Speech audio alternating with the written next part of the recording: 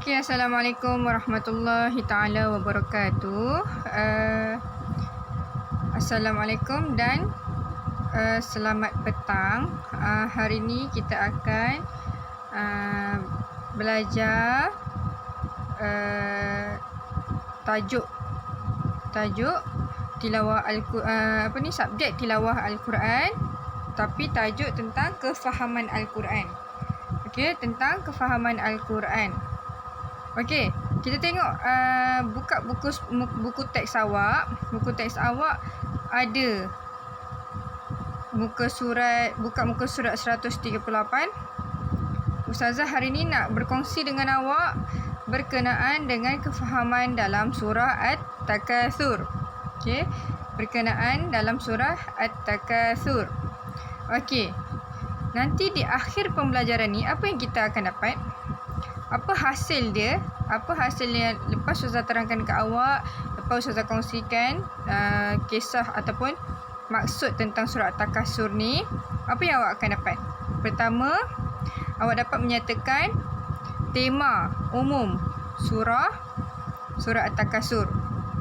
Okey, yang kedua, dapat memahami pengertian surah-surah dalam juzuk am ni. Juzuk am ni. Okey, yang ketiga, dapat menyenaraikan isi-isi penting yang cuba disampaikan dan awak boleh menghayati tentang pengajaran-pengajaran surah-surah yang ada dekat dalam surah At-Takatsur. Okey, seterusnya. Okey, dengarkan Ustazah baca surah At-Takatsur. Surah ni tak silap Ustazah, awak pun kena hafal surah ni kan? Okey, Ustazah harap awak dah hafal lah surah ni. Nanti naik sekolah, kita tinggal ulang sahaja. Okey, InsyaAllah Ustazah akan cuba bacakan untuk kamu dan akan menerangkan setiap maksud ayat. Okay. A'udzubillahi minasyaitanirrajim. Bismillahirrahmanirrahim. Alhaakumut takatsur hatta zurtumul maqabir. Kalla sawfa ta'lamun. Thumma kalla sawfa ta'lamun. Kalla law ta'lamuna ilmal yaqin. Latarawunnal jahim. Thumma latarawunnaha 'ainal yaqin. Thumma latus'alunna yawma idzin 'anin na'im. Shadaqallahul azim. Okey. Maksud dia apa dekat situ? Dekat surah At-Takatsur. Okey, kita tengok dekat ayat pertama, Alhaakumut takatsur. Okey, maksud dia dekat situ, bermegah-megah telah melalaikan kamu. Bermegah-megah telah melalaikan kamu. Okey, apa maksud bermegah-megah ni? Bermegah-megah ni maksud dia riak, takabur, bangga diri. Telah melalaikan kamu. Okey, hatta zurtumul maqabir. Ayat kedua, hatta zurtumul maqabir. Yang kedua, sampai kamu masuk dalam kubur. Maksudnya perasaan yang riak, takabur, meninggi diri tu boleh membawa kamu sampai masuk ke dalam kubur. Okey, yang ketiga, kalla sawfa ta'lamun. Jangan sesekali kelak kamu akan mengetahui. Maksud dia, janganlah kamu bersifat bermegah-megah ni. Jangan sekali-kali pun. Maksudnya tak boleh sikit pun. Sebab apa? Sifat bermegah-megah ni hanya sesuai untuk Allah Subhanahu Wa Taala saja. Kita hambanya haruslah merendah diri. Okey? Jangan sekali-kali bersikap sedemikian. Kelak kamu akan mengetahui. Mengetahui apa? Mengetahui akibat perbuatan itu. Kelak tu bila? Nanti dekat akhirat nanti kamu akan tahu. Okey. Ayat yang kelima. Summa kalla sawfa ta'lamun. Kemudian jangan sekali-kali kelak kamu akan mengetahui. Diulang 2 kali. Maksudnya amaran dekat situ. Jangan kita bersifat megah-megah. Nanti kamu akan tahulah nasib kamu. Macam tu. Ni Allah pesan ni dekat dalam surah At-Takatsur. Okey. Yang kelima. Kalla law ta'lamuna ilmal yakin. Dia kata, demi sesungguhnya jika kamu mengetahui dengan perbuatan yang yakin. Okey. Dia kata, demi sesungguhnya jika kamu mengetahui dengan perbuatan yang yakin. La tarawunnal jahim. Nescaya kamu benar-benar akan melihat neraka Jahannam. Nescaya kamu akan melihat neraka Jahannam. Neraka Jahim. Neraka Jahim, neraka yang pedih. Nak katanya kalau kita bersifat megah-megah, bangga diri, riak, takabur, ujub, sum'ah, kita akan dapat akibat dia di neraka kelak. Memang kita tak akan dapat cash, tapi amalan kita, perbuatan kita tu telah dicatat oleh malaikat kiri kanan kita ni. Okey. Seterusnya yang ketujuh. Thumma latarawunnaha 'ainal yaqin. Dan sesungguhnya kamu benar akan melihat dengan ainal yakin. Okey, apa maksud ainal yakin tu? Ainal yakin tu maksud dia, nanti kita tengok yang secara terperinci. Ainal yakin tu maksud dia dengan mata kepala kamu sendiri, dengan menggunakan mata. Ainal yakin. Ainun. Ainun tu maksudnya mata. Yakin. Menggunakan mata dengan yakin. Okey, yang ke-8. Summa latus'alunna yawma izin 'anin na'im. Kemudian kamu pasti akan ditanya pada hari itu tentang apa? Tentang kenikmatan yang kamu nikmati di dunia itu. Okey, nanti sampai masa bila kena tanya, kamu nak jawab apa? Okey, jadi tak elok bersifat megah-megah, tak elok bersifat riak, tak elok bersifat takabur.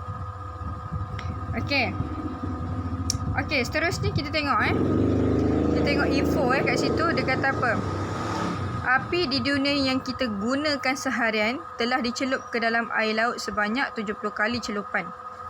Macam mana tu? Api di dunia yang kita gunakan seharian telah dicelup ke dalam air laut sebanyak 70 kali celupan.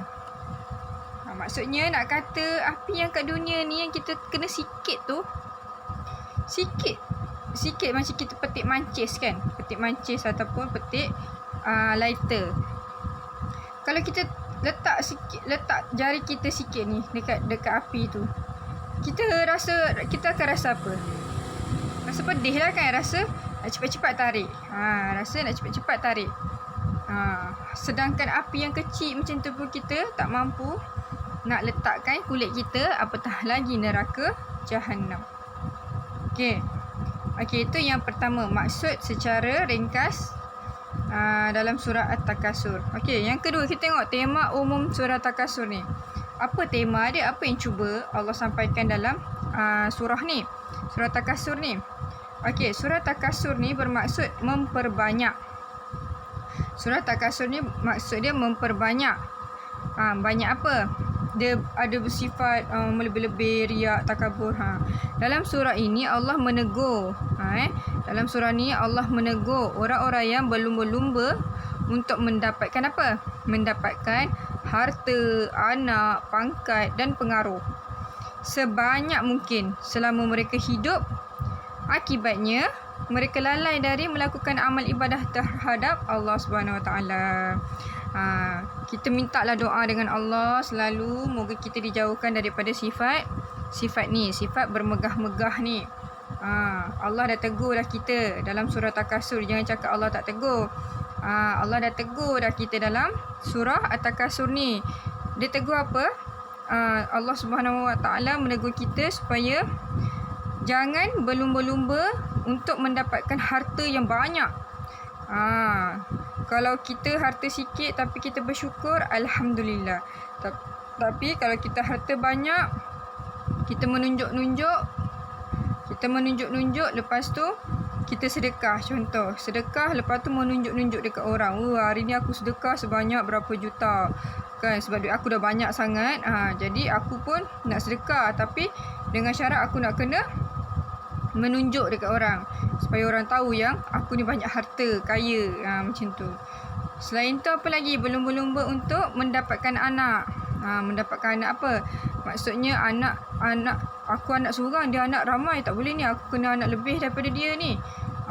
Aku kena, dia anak dia dah 3 orang, aku kena lebih. Macam tu. Tak boleh rasa kita ni nak berlumba-lumba dengan orang lain. Maksudnya kita kena bersederhana, tak perlu nak kena banyak-banyak tapi tak guna pun. Okey. Selain tu apa lagi? Pangkat, pengaruh. Orang zaman sekarang kalau dia ada pangkat, mesti dia akan rasa bangga dengan pencapaian dia, betul tak? Tak salah ada perasaan bangga, tapi jangan melampau-lampau. Maksudnya jangan melebih-lebih. Sebab kalau kita nak melebih-lebih, kita still sama, semua manusia. Maksudnya bila kita semua manusia, ada yang lebih tinggi pangkat daripada kita. Siapa? Allah Subhanahu Wa Taala. Dia yang mencipta kita. Jadi kita kena hormat dia. Maksudnya kena menghambakan diri kepada Allah Subhanahu Wa Taala. Jangan rasa kita pangkat dah tinggi, kita dah kaya, kita dah banyak duit, maka kita lupakan Allah, kita tak buat ibadah. Okey. Bila selalu macam tu, kita akan nampak kebanyakan orang dia dah ada harta, ada anak yang ramai, ada pangkat yang tinggi, lepas tu pengaruh dia besar, dia akan lupa Tuhan. Tapi kita seelok-eloknya selalulah berdoa kepada Allah supaya kita dijauhkan daripada sifat takasur ni. Sifat apa? Sifat bermegah-megah ni. Okey, alright. Faham setakat ni? Sebab bila mana kita bermegah-megah ni, akibat dia apa nanti? Akhirnya akibat dia kita lalai. Kita lalai dan kita tak buat ibadah. Kita tak buat ibadah yang mana telah diwajibkan ke atas kita. Jadi rugilah kat situ. Okey, rugi sangat. Elok-elok Allah bagi nikmat kat kita untuk kita syukur, bukan Allah bagi nikmat kat kita untuk kita bermegah-megah. Rugilah kita kalau kita bermegah-megah, sedangkan ramai lagi orang kaya kat luar tu. Ramai lagi orang yang berpangkat, banyak harta, banyak anak, tapi dia orang ingat juga pada Allah, siapa yang pemberi rezeki tu, siapa yang memberi nikmat yang banyak tu. Jadi kita kena selalu bersyukur. Bersyukur ni kita boleh memadamkan sifat riak kita tu, sifat bermegah-megah kita, dan melatih diri kita untuk bersifat rendah diri. Walau banyak mana pun harta kita, kita tak boleh bawa masuk ke dalam kubur. Okey? Tak boleh masuk pun dalam kubur. Kalau nak masuk dalam kubur, kita bawa apa je? Bawa amalan kita. Dekat atas muka bumi ni kita buat apa? Kalau kita bersyukur, solat 5 waktu cukup. Kalau kita mati nanti, itulah kita akan bawa. Okey, baik. Kita pergi kepada isi-isi penting atau pengajaran surah Takasur ni. Setiap surah-surah yang diturunkan pasti ada kisah dan pasti ada isi-isi penting yang cuba disampaikan dan pengajaran dalam surah tersebut, surah Takasur ni. Okey, kita tengok pengajaran pertama, isi-isi penting dia. Pertama, janganlah urusan dunia melalaikan kita daripada mengingati Allah. Okey, jangan biarkan urusan dunia ni melalaikan kita daripada mengingati Allah. Kerja juga, belajar juga. Memang itu urusan dunia lah kan. Tapi bila sampai waktu solat, bila sampai waktu kena balik menghadap maksudnya kena berjumpa dengan ibu ayah kita, maka kita kenalah kena seimbangkan. Jangan sampai lupa, jangan sampai lalai. Jangan sampai kita langgar je waktu solat tu, sedangkan kita tahu je, dah sampai waktu Zuhur ni, aku tak solat lagi tapi kerja banyak. Nantilah dulu kan. Nanti punya nanti dah habis waktu, dah tinggal waktu solat, dah jadi lalai. Kita tak nak macam tu. Tak nak. Sebolehnya kita kena seimbangkan urusan dunia dan urusan akhirat. Kalau kita buat kerja sekolah ataupun kita ada kelas ke apa, kalau dah sampai waktu, dah sampai masuk waktu solat, kita kena solat. Okey? Okey. Seterusnya, pengajaran yang seterusnya, setiap perbuatan dan amalan kita di dunia akan ditanya dan dihitung di akhirat kelak. Ni yang seram ni yang seram. Setiap perbuatan dan amalan kita, setiap secebir daripada sebesar-besar gajah ataupun sekecil-kecil zarah tu akan dihitung, akan dinilai satu persatu ibadah kita. Jadi kat situlah kita nak tahu sejauh mana keikhlasan kita. Jadi kat situlah kita nak tahu, kita buat rupa-rupanya ibadah selama ni. Masa zaman aku hidup dulu banyak dah ni ibadah aku buat ni. Aku bersedekah, aku solat, aku puasa. Rupa-rupanya bila dekat akhirat, segala amalan tu tak dikira pun. Sedih tak kita? Sebab apa? Sebab itulah tadi. Sebab kita buat semua tu bukan kerana Allah, tapi kerana nak menunjukkan diri kita kepada orang ramai. Bahawasanya kita lah yang paling bagus, kita lah paling baik, kita lah paling banyak buat ibadah. Sedangkan Allah tu maha menilai kita. Dia tahu kat sudut hati kecil kita ni, betul ke niat kita buat ibadah tu hanya kerana Allah, ataupun saja nak dapat nama, kan, saja nak dapat nak bangga diri. Itu semua Allah tahu. Memang orang lain tak boleh nilai, tapi Allah boleh menilai. Sebab Allah yang mencipta kita, Allah yang maha menilai, maha mengetahui apa yang ada dekat hati-hati manusia ni. Seterusnya, pengajaran yang seterusnya, orang yang benar-benar beriman dengan penuh keyakinan akan melakukan sesuatu dengan penuh istiqamah dan taat. Ni nak cakap ni, kalau orang tu betul-betul lah beriman, betul-betul lah beramal, kan, dia beriman dengan penuh keyakinan, dengan penuh keikhlasan. Jadi dia akan melakukan perbuatan tu secara istiqamah.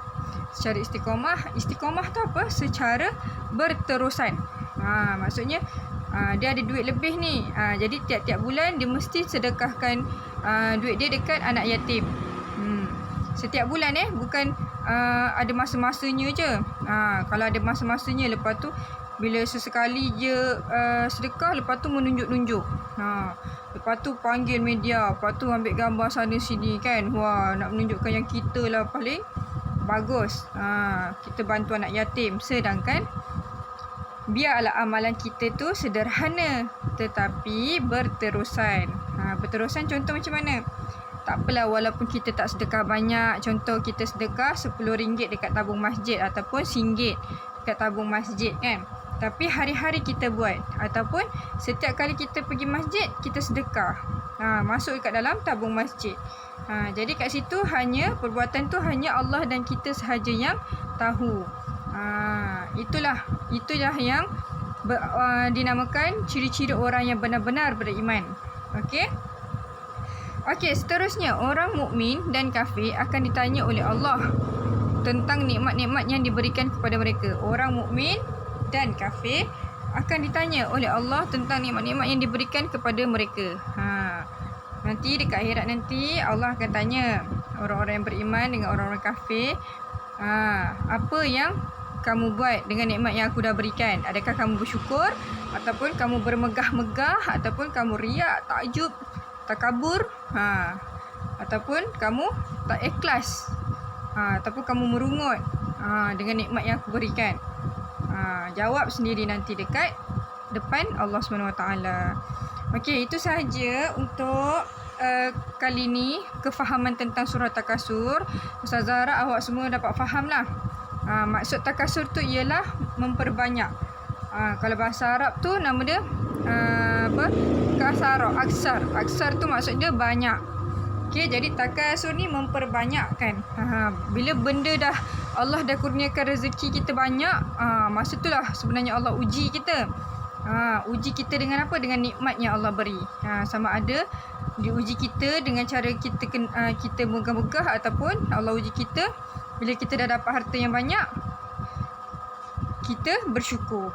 Kalau bersyukur, alhamdulillah. Kalau riak, takabur, na'udzubillah. jauhkan daripada sifat-sifat tu semua. Okey, moga-moga kita terhindar daripada sifat-sifat mazmumah, sifat-sifat yang tak elok, tak baik. Okey. Okey, setakat tu saja penerangan Ustazah tentang kefahaman surah Takasur. Untuk kali ni Ustazah tak ada bagi tugasan lah. Ustazah nak awak dengar dan fahami betul-betul. Okey, fahami betul-betul. Hari ni Ustazah off untuk bagi tugasan. Cuma dengarkan je penjelasan Ustazah tentang kefahaman surah At-Takasur. Okey, faham ya? Okey, setakat ni itu sahaja perkongsian Ustazah pada hari ini. Hari apa? Khamis. Bersamaan dengan berapa hari bulan hari ni? 25 hari bulan 2 2021. Okey, insya-Allah sama-sama kita belajar dan saling ingat mengingati antara satu sama lain. Semoga Allah memberi kita kefahaman yang faqih, yang faqih fiddin, kefahaman tentang agama yang jelas. Okey, setakat itu saja. Nanti kita akan jumpa lagi di lain masa, insya-Allah. Assalamualaikum warahmatullahi wabarakatuh. Bye bye.